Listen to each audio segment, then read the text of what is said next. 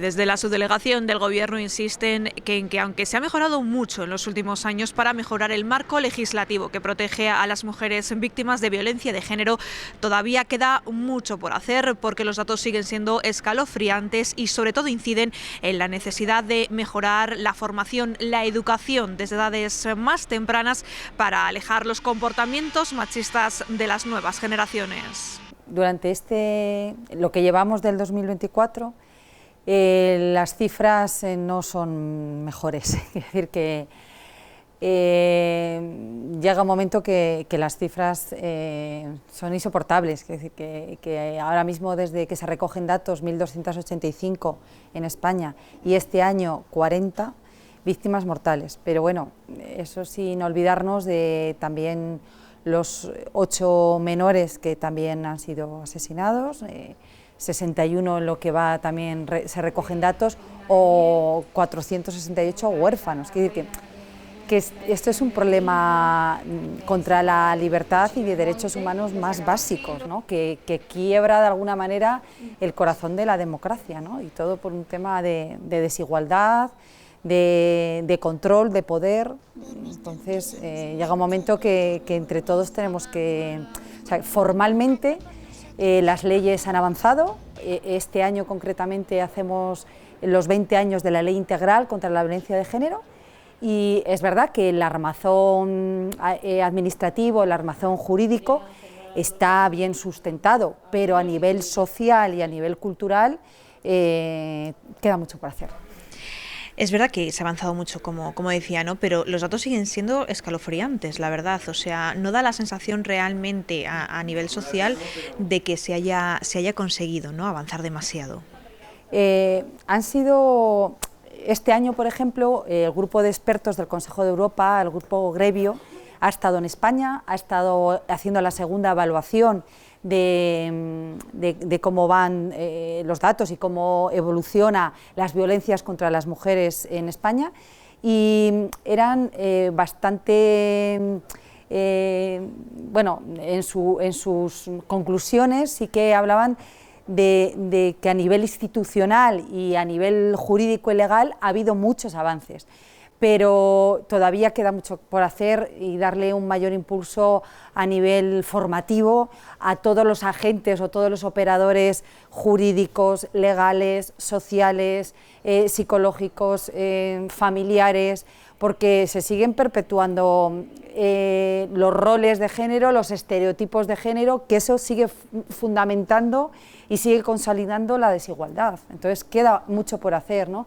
Entonces, decían que es verdad que España es referente en la lucha contra la violencia de género a nivel europeo, pero queda mucho sobre todo en concienciar, en sensibilizar a la sociedad, en que, sobre todo a nivel cultural, ¿no?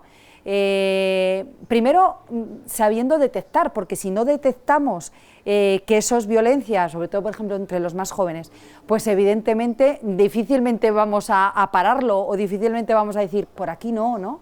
Pero sobre todo también hay que educar a los, no solo ya en las víctimas o en los supervivientes, sino en quien lo produce, y en los hombres, ¿no? Y en los chicos y en los jóvenes, diciendo, no, es que esto no es tolerable y esto es desigualdad y tú no tienes mayor derecho que ella solo por el hecho de ser hombre, ¿no? De ser chico. Entonces todavía queda mucho por hacer. ¿Qué datos se manejan en Palencia? Pues mira, en Palencia ahora mismo, por ejemplo, casos activos en Biogen, se ha incrementado más de un 25% con respecto al año pasado. Hoy mismo hay 422 casos. Ya sabemos que esto es algo dinámico, ¿no? Esto no quiere decir que el número, por ejemplo, de denuncias sea mayor en violencia de género, que en otro tipo de violencia sí, como en violencia sexual, etcétera, ahí sí que ha habido un aumento. No quiere decir que... ¿Por qué? Porque las medidas de protección policial no solamente atienden a las medidas judiciales, es decir, que también hay medidas cuando el nivel de riesgo es alto o es medio, las fuerzas y cuerpos de seguridad protegen y hacen seguimiento de esos casos aunque no haya orden de protección. Entonces eso sí que ha aumentado. Las denuncias con respecto en el tenemos datos evidentemente solo de este primer semestre del Consejo General del Poder Judicial, y han bajado un poquito, pero eso no quiere decir que tampoco sea una tendencia. Y aquí hablo en violencia de género, que es pareja o es pareja. En otros tipos de violencias todavía queda mucho por hacer, ¿no? Y sobre todo en mujeres más vulnerables, en mujeres inmigrantes, en mujeres con discapacidad, con consumos de algún tipo de sustancias, más empobrecidas, etcétera, ¿no? Nos hablaba de esos datos, ¿no? Que al final sí que se refuerza la vigilancia. Yo no sé si cada vez más mujeres se sienten un poco más seguras o reforzadas a la hora de presentar la denuncia o pedir ayuda de algún tipo. Bueno, yo espero que sí, quiero creer que sí, por eso cada vez afloran, ¿no? También más denuncias o más el pedir ir a comisarías, a cuarteles de la Guardia Civil y decir, me está pasando esto.